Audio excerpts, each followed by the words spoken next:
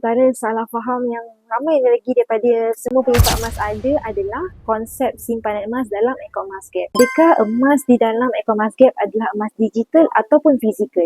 Buat yang masih confused, untuk pengetahuan, simpanan emas dalam akaun Emas-Gap adalah bersandarkan emas fizikal. Setiap gram yang tuan-puan simpan dalam akaun Emas-Gap adalah emas fizikal hak milik tuan-puan. Cumanya, public gold simpankan dahulu bagi pihak tuan-puan.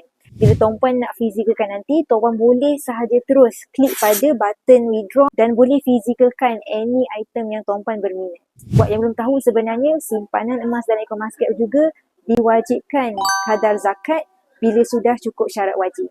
Jadi ini adalah bukti bahawa emas dalam akaun Emas-Gap bukanlah emas digital. So kalau tuan-puan belum lagi ada simpanan emas dalam akaun Emas-Gap Public Gold, tuan-puan sebenarnya boleh mulakan hari ini dengan pendaftaran percuma sahaja dan boleh mulakan tabungan dengan serendah RM100.